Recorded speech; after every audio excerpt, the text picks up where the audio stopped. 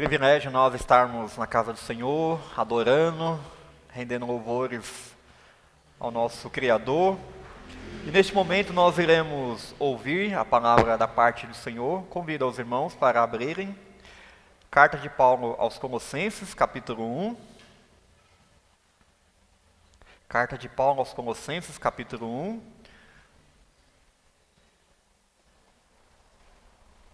Iremos ler apenas o verso 13 e 14. Colossenses capítulo 1, verso 13 ao 14, diz assim: Ele nos libertou do império das trevas e nos transportou para o reino do Filho do seu amor, no qual temos a redenção, a remissão dos pecados. Carta de Paulo aos Colossos, não foi o apóstolo Paulo que fundou essa igreja. Essa igreja foi fundada por Epáfras, companheiro de Paulo. E o Epáfras estava enfrentando muitas heresias naquela igreja, estava sendo pressionado aquele sistema, aquela cultura, e ali tinha muitas coisas que estavam ameaçando, trazendo um falso ensino, como o gnosticismo. Então, qual era a ideia? Que Jesus não era suficiente para a salvação. E aí tinha que colocar outras coisas, tinha que cumprir rituais da lei, buscar conhecimento secreto, gnosticismo. Através da mente você consegue obter a salvação, praticar ascetismo, negação extrema do corpo, invocar anjos como mediador. Mas Paulo, ao escrever essa carta, irmãos, ele escreve reafirmando que Cristo é totalmente suficiente. Nesse meio nós estamos tratando que Cristo tem que ser o centro da nossa vida, o centro da nossa missão. E nessa noite eu gostaria de tratar, irmãos, que a nossa salvação, ela é totalmente, Cristo é o centro. Ela vem da parte de Deus. Não tem nenhuma parte humana, não tem nenhum porcento humano para que o homem consiga obter a salvação. Ela é totalmente vinda da parte de Deus. E o Paulo, para trazer, enaltecer a supremacia de Cristo, ele começa dizendo que Ele nos libertou do império das trevas e nos transportou para o reino do Filho do seu amor. Primeiro ponto, irmãos, Deus nos libertou do império das trevas. Observe que não há nenhuma ação, não há nenhum esforço humano, foi da parte de Deus. Quem fez essa obra sobrenatural foi Deus. Tirou do império, indica um domínio, governo, autoridade, pecado, Satanás, irmãos. Uma cegueira espiritual. Esse era o estado nosso. Esse é o estado do homem que está longe da presença de Deus, que está morto espiritualmente, que está numa cegueira espiritual. E para que esse homem pudesse agora estar no reino de luz, no reino de Deus, precisou o nosso Deus tomar essa iniciativa. Por isso que Paulo começa dizendo que Cristo, Ele nos libertou do império das trevas. Nós estamos aqui hoje, irmãos, não é mérito nosso. Não é porque nós somos mais inteligentes do que os outros. Foi uma obra de Deus que aconteceu na nossa vida. Foi uma ação, foi uma iniciativa do Deus Criador. O Deus que nos elegeu, que nos escolheu antes da fundação do mundo. O Deus que estendeu a sua graça, o seu amor sobre as nossas vidas, irmãos. Então, o Paulo estava ensinando aqueles irmãos e a Epáfras essa verdade, essa centralidade que a salvação depende totalmente de Cristo. Não há nada que os homens possam fazer. Para que o gnosticismo pudesse cair por terra, o Paulo coloca que Cristo, Ele que nos libertou. Para que o homem pudesse ser salvo, era somente através de Cristo, uma iniciativa de Deus. Tinha que parar com aquelas coisas estranhas, cumprir alguns rituais da lei, buscar um conhecimento secreto, práticas, ascetismo, negação extrema do corpo, invocar anjos como mediadores, irmãos, Que coisas estranhas. Veja como essa igreja de Colossos estava enfrentando, irmãos. E ainda hoje, por incrível que pareça, depois de 2000 anos, ainda tem muitas igrejas que colocam coisas, colocam rituais, alguns sacrifícios do lado do sacrifício maior que foi de Cristo, irmãos, para que o homem possa obter a salvação.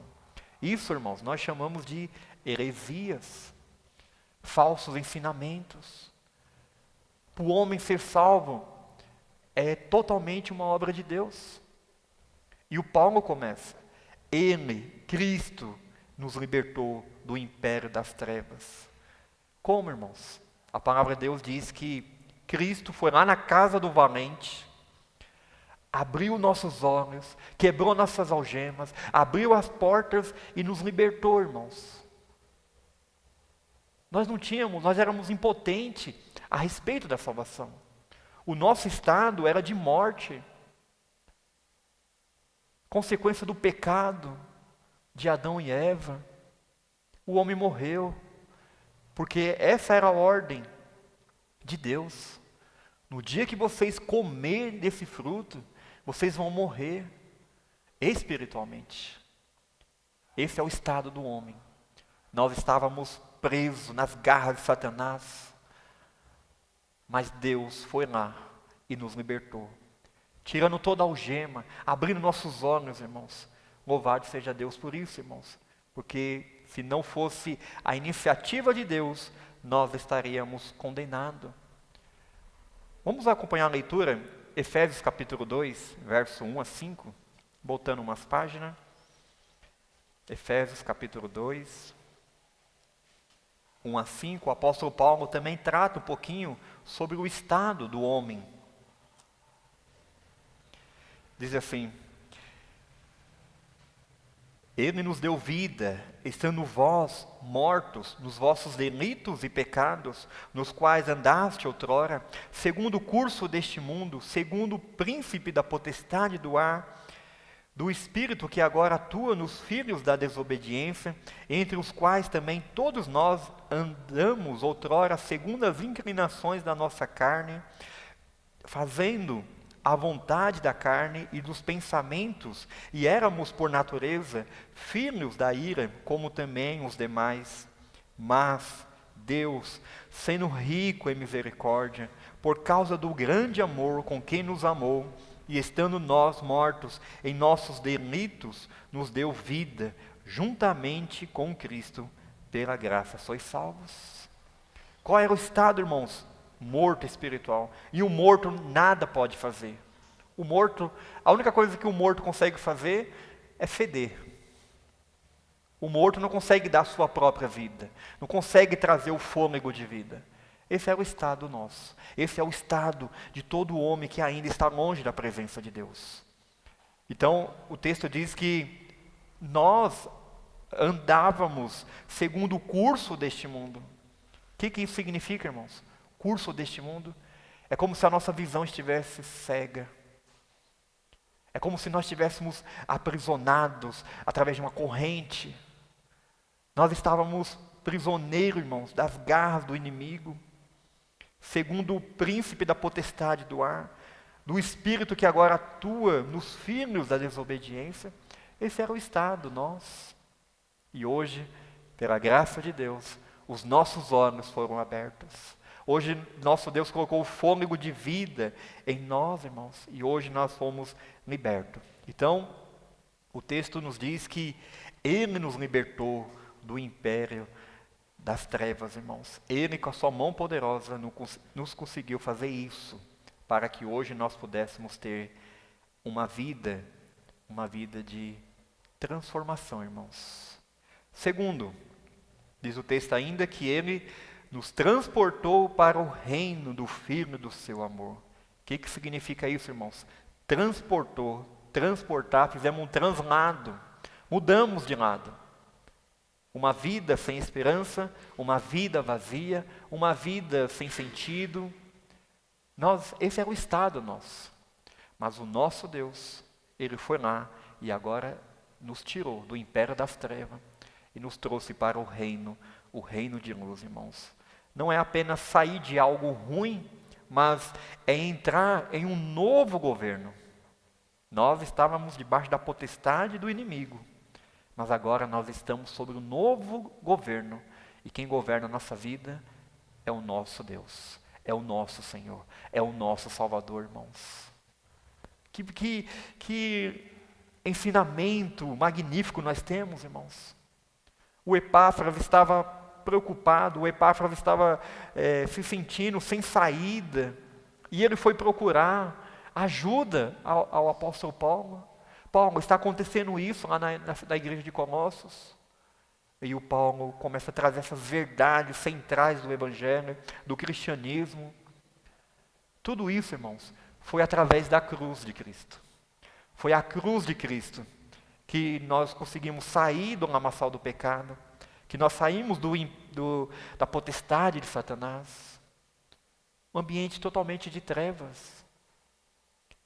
Foi para isso que Deus enviou Jesus Cristo, para nos dar uma nova vida, irmãos. Então, transportou, lembra, mudança de cidadania, nova identidade, novos valores, novo Senhor, irmãos. Você já conseguiu olhar para trás e conseguiu ver essa transformação em sua vida ao longo dos anos? Você lembra quando você era prisioneiro de Satanás? Você se lembra quando você andava no rudimento desse mundo? Você se lembra quando você era algemado, que sua vida não tinha esperança? Sabe quem fez isso na sua vida? Foi Deus. Foi o Senhor. Foi Jesus Cristo. E agora você está nesse reino. Agora você tem novos valores, novos princípios, irmãos. É preciso viver com uma nova vida. Por isso que a palavra de Deus vai nos dizer, 2 Coríntios capítulo 5, verso 17, um texto bem conhecido, diz assim: e assim, se alguém está em Cristo, é nova criatura. As coisas antigas já passaram, eis que se fizeram novas. Oh, irmão, se nós lembrarmos do nosso passado, nós sentiríamos tanta vergonha. Se Deus projetasse aqui nessa parede o que nós já fizemos, nossas atitudes, nossas ações, no tempo da ignorância, é muito vergonhoso, irmãos. É muito vergonhoso. Mas isso fica para trás. Agora, nova criatura. As coisas antigas acabou. Porque agora nós estamos debaixo de um novo governo. Agora a nossa vida tem sentido. Agora nós se aproximamos novamente do nosso Criador, do nosso Deus. Cristo é o centro da nossa salvação, irmãos. Cristo é o centro de tudo. Não tem filosofias vãs que possam assaltar essa verdade, irmãos. Quando isso é nitidamente, está aceso em nossos olhos, em nosso coração, irmãos. Qual é a nossa responsabilidade? De sermos mais agradecidos a Deus. Eu sempre me pergunto, por que, no meio de 8 bilhões de pessoas, Deus escolheu a minha vida? E escolheu a sua também. Você já se perguntou? Será que é porque nós somos bons? Será que Deus viu algo bom dentro de nós? Eu tenho certeza absoluta que não. E você também deve ter essa certeza. Não havia nada de bom em nós, para que Deus pudesse nos escolher, irmãos. Isso é a graça soberana de Deus, a vontade de Deus, apesar dos nossos deméritos, apesar de tanto nossas falhas, nossos erros, mesmo assim, Deus aprove nos escolher, irmãos, antes da fundação do mundo. Por isso que nós estamos aqui nessa noite. Por isso que nós viemos aqui adorá-lo, o Senhor, o nosso Salvador, irmãos.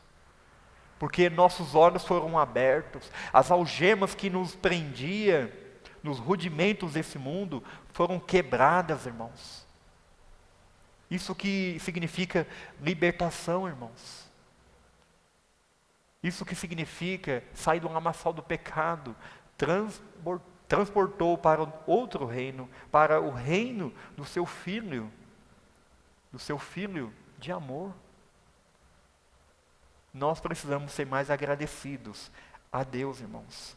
A palavra de Deus ainda nos diz, Ezequiel capítulo 36, verso 26, dar-vos-eis coração novo, e porei dentro de vós espírito novo, tirarei de vós o coração de pedra, e vos darei um coração que pulsa, um coração de carne, aquele coração endurecido, coração de pedra, coração que ficava resistindo à ação do Espírito Santo de Deus. Quantas e quantas vezes, irmãos, em decorrer da nossa vida, quantas vezes nós ouvimos a respeito do Evangelho? Quantas vezes? Quantas vezes um servo do Senhor chegou para nós e pregou o verdadeiro Evangelho? E nós resistindo, lutando, virando as costas, tapando o ouvido. Mas quem foi que colocou o coração? Foi Deus. Quem mudou a nossa vida? Foi Deus. Quem mudou essa disposição dentro de nós? Foi Deus. Dar-vos-eis coração novo, e porei dentro de vós espírito novo, tirarei de vós o coração de pedra, e vos darei um coração. Graças a Deus, irmãos, que Ele fez essa obra na minha vida e na sua vida. Graças a Deus. Terceira lição que nós tiramos dessa passagem, apenas esses 2 versos, no verso 14, diz assim, no qual temos a redenção. Redenção, irmão, significa resgate, libertar um prisioneiro mediante ao pagamento do resgate, irmãos. Significa isso, redenção.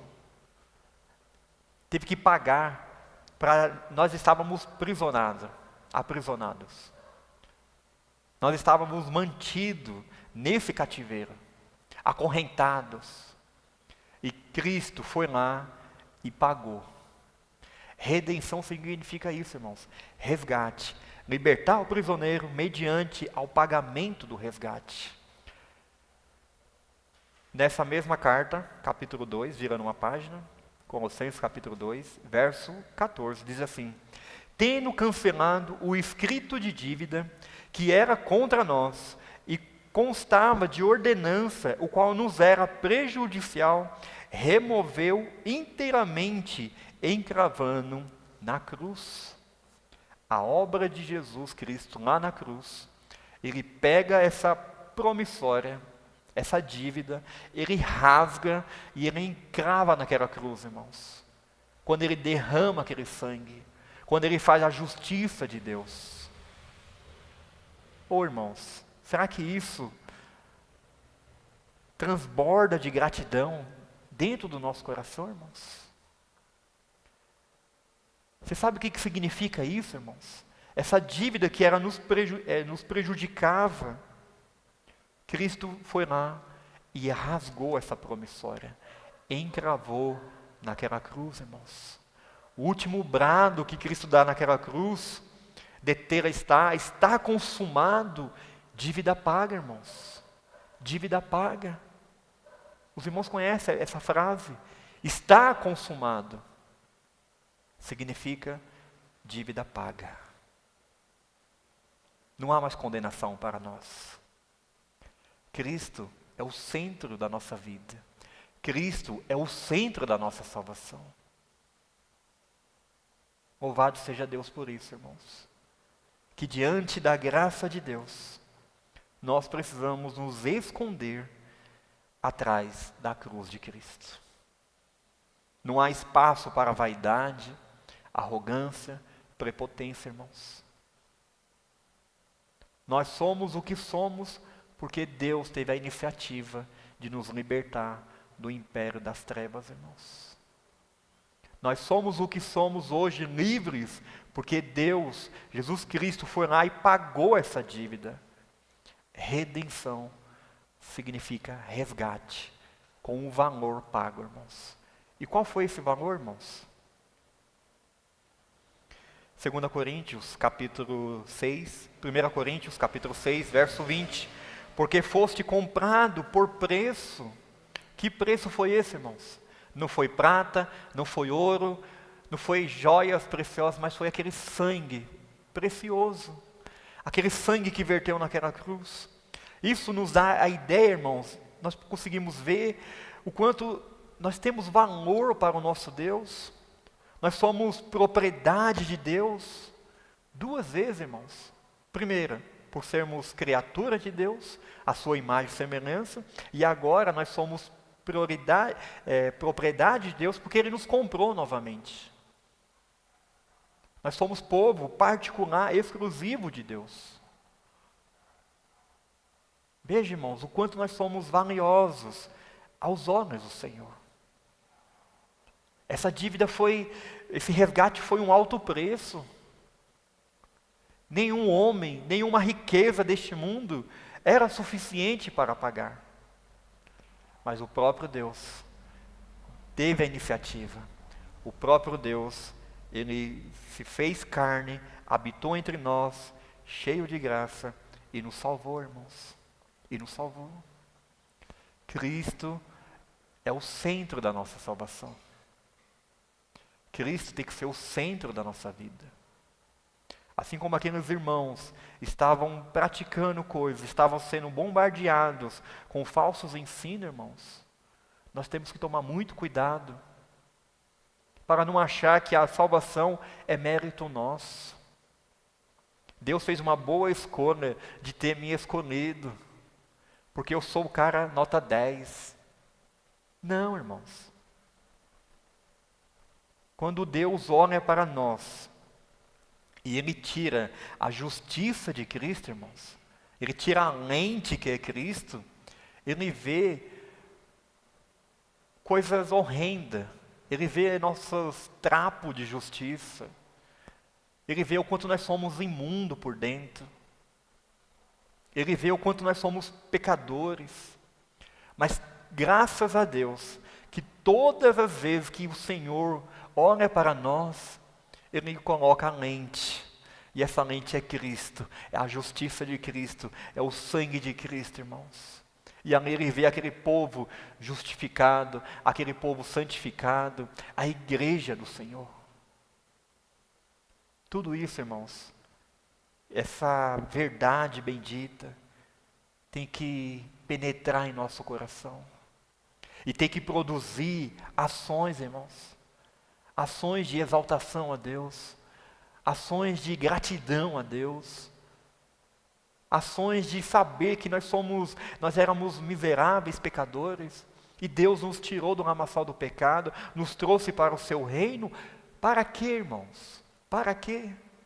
Para ficarmos indiferentes, para sermos pessoas rebeldes, para continuar naquela vida de pecado? Não foi para isso, irmãos, que Deus nos chamou. Não foi para isso. O apóstolo Paulo, quando foi resgatado por Cristo, ele compreendeu o que era ser discípulo de Cristo, o que era ser servo de Deus. E a vida do apóstolo Paulo nunca mais foi a mesma. A partir do momento que as escamas dos olhos dele caiu, veja a maturidade que aquele homem teve, veja a disposição que aquele homem teve para realizar a obra de Deus, irmãos. E Ele nos chama, sede meus imitadores, como eu sou de Deus. Nós temos que viver esse evangelho, irmãos, maiúsculo, superlativo, demonstrando que Cristo é o centro da nossa vida. Verso 14, no qual temos a redenção, a remissão dos nossos pecados, irmãos. Esse verso também nos remete a nós entendermos que, através daquele resgate, que essa dívida que foi paga, também os nossos pecados foram redimidos. Significa que agora nós recebemos o perdão da parte de Deus. E o perdão, irmãos, é o caminho que a graça nos convida para um novo relacionamento com Deus. Nós éramos inimigos de Deus. Mas Deus, mesmo assim, nos amou. E agora Ele nos traz. E agora, através da obra de Cristo, através da remissão dos nossos pecados, nós temos reconciliação com Deus. Você já parou para pensar que você era inimigo de Deus? Que coisa triste. Nós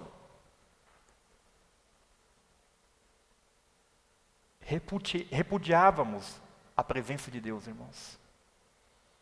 A nossa carne não conseguia aspirar nada pela presença de Deus. Esse é o estado do homem pecador, inimigo de Deus. Mas através da justiça de Cristo, através dessa dívida, nós estávamos aprisionados por quê? Por causa da consequência do pecado.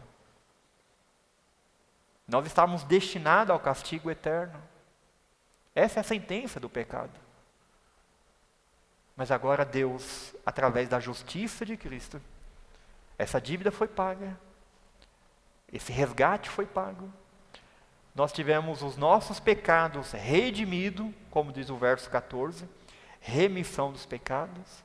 Agora abre o caminho para nós recebermos o perdão da parte de Deus, irmãos. Que perdão é esse? O perdão do pecado de Adão e Eva.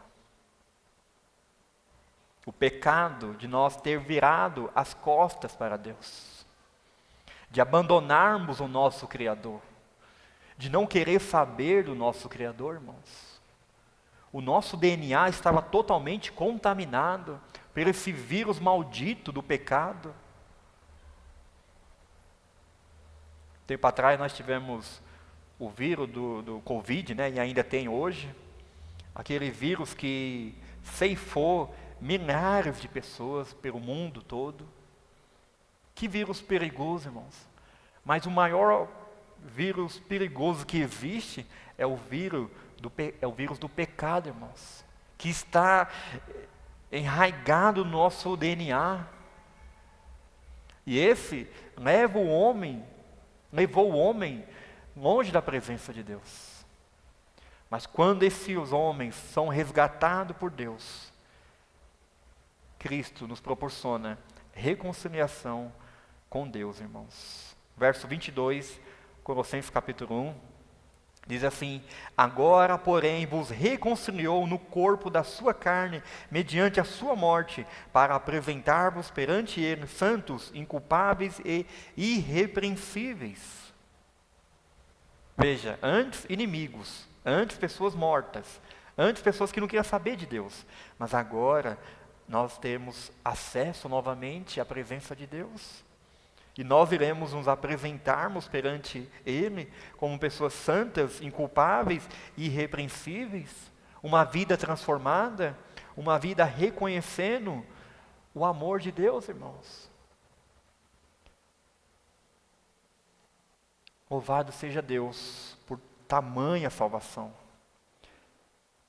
A palavra de Deus nos diz que já não há mais condenação para aqueles que estão em Cristo Jesus. Romanos capítulo 8, verso 34. Quem os condenará? É Cristo Jesus quem morreu, ou antes, quem ressuscitou, o qual está à direita de Deus e também intercede por nós? Quem os condenará? Cristo morreu. Cristo morreu e também ressuscitou. E está ao lado do Pai, intercede por nós quando nós cometemos pecados, irmãos. Nós fomos libertos do lamaçal do pecado, mas ainda nós cometemos erros. Até o último dia da nossa vida, nós iremos cometer muitas e muitas falhas, irmãos. Iremos pecar contra Deus, iremos pecar contra os irmãos. Pode ter certeza disso. Mas o nosso Deus, o nosso Senhor Jesus Cristo, está à direita de Deus, Pai, e intercede por nós. Que privilégio, irmãos. Ele nos libertou do lamaçal do pecado, nos transportou para o reino de luz, e ainda, se nós viermos a pecar, Ele intercede por nós. Mas não há mais nenhuma condenação para os que estão em Cristo Jesus. Pois o salário do pecado era a morte, e Cristo morreu. Morreu em nosso lugar. Morreu a nossa morte, irmãos. Aquela sentença deveria cair sobre a minha vida e a sua vida. Mas o próprio Deus sorveu a ira dele própria no seu Filho, que nunca cometeu pecado, mas ele absorveu toda a ira do Pai, que deveria cair sobre a minha vida e a sua vida. Não há mais condenação para os que estão em Cristo Jesus, irmãos. Queria contar uma história, ela é muito bem conhecida, né? Diz assim, uma ilustração: o prisioneiro que não sabia que era livre.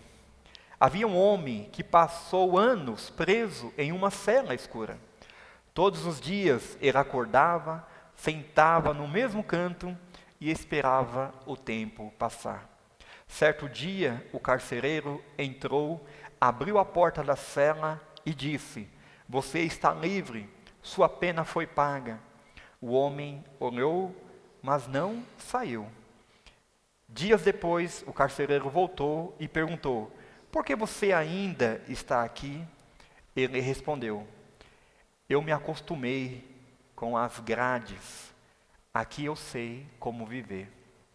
Então o carcereiro disse: "As grades não estão mais trancadas. O que te prende agora não é a cela, é a sua mente." O homem só foi realmente livre quando acreditou na palavra da libertação e deu o primeiro passo para fora, irmãos. O que eu quero dizer, irmãos? É apenas uma ilustração. Cristo, Ele nos libertou do lamaçal do pecado, irmãos. Que nós não sejamos como esse homem. Ainda ficamos aprisionados em uma vida de pecado, cometendo os mesmos erros que Cristo já pagou, que Cristo derramou o seu sangue, por causa daqueles pecados horrendos, irmãos. Cristo tem que ser o centro da nossa vida. O Paulo revela isso, que através da salvação, Cristo é tudo em todos. Mas, muitas vezes nós vivemos como esse homem, esse prisioneiro que não sabia que era livre. Nós somos livres hoje, irmãos, não para viver no lamaçal do pecado.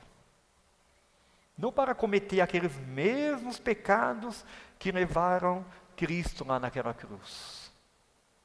Eu sempre digo que pecado na vida do cristão tem que ser um acidente. Não pode ser algo projetado. Amanhã eu vou pecar. Amanhã eu vou cometer isso, amanhã eu vou fazer aquilo outro, amanhã eu vou sair para roubar um carro, amanhã eu vou sair para fornicar, amanhã eu vou sair para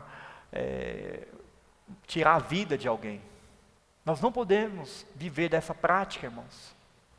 Cristo nos libertou para nós vivermos no reino de luz, irmãos. E eu termino a mensagem dessa noite dizendo: quando nós soubermos de onde Deus nos tirou e nos levou, seremos mais agradecidos, irmãos. Nessa noite, faça uma avaliação. Dá uma olhadinha para trás. E veja qual era o seu estado. Veja aquela vida sem sentido que você levava. Você consegue ver onde que você está hoje? Consegue ver a esperança que você tem hoje? Consegue ver que você é uma pessoa livre para fazer a vontade de Deus? Esse texto nos ensina, irmãos, que Cristo nos libertou, transportou, redimiu e nos perdoou, irmãos. 4 verdades centrais que nós jamais podemos esquecer. Jamais. Libertou, transportou, redimiu e nos perdoou. Qual é a sua atitude diante desse evangelho? Qual é a sua atitude diante dessa obra soberana que Deus fez em nossa vida, irmão, na sua vida. Quando essa verdade estiver acesa em nosso coração, penetrar de fato em nossa alma, nós iremos ser, ou devemos ser, pessoas que exaltam a Deus, que honram a Deus e que glorificam a Deus todos os dias da nossa vida, irmãos. O Paulo quis passar isso para Epáfras, para aquela igreja de Colossos. E o Espírito Santo de Deus está nos passando nessa noite. Seja agradecidos. Honra a Deus. Grite para todo mundo que você é uma pessoa salva. Viva nesse reino. Reino de quê? Reino de luz, irmãos. Reino de luz. Nas cartas de João, lá nos diz que quanto mais perto da luz nós estamos, mais as trevas vão dissipando, irmãos. As trevas vão sumindo da nossa vida. Nós precisamos honrar a Deus com as nossas ações, irmãos. Mas se Cristo não for o centro da sua vida, você não vai viver esse evangelho maiúsculo, supernativo. Vai deixar as fábulas, as filosofias, os ensinamentos equivocados dominar a sua vida. Nessa noite, gostaria que você pudesse entender que Cristo é tudo em todos. Nós iremos continuar falando sobre a carta de Paulo aos Colossos. O Paulo estava muito preocupado com os ensinamentos errados, irmãos. Se nós não compreendermos quem é Cristo, nós teremos um entendimento equivocado a respeito de Deus. E o Paulo começa, Ele fez tudo isso. Não basta vocês querer ser salvos através da mente, com práticas religiosas, invocando anjos, intercedendo através de anjos. Não. Práticas, ascetismo, nada disso. Cristo é suficiente. Cristo é o centro de tudo. Tem que ser o centro da nossa vida, tem que ser o centro da nossa igreja, irmãos. Oremos. Nosso Deus, nosso Pai eterno, nosso Deus grandioso. Nosso Deus que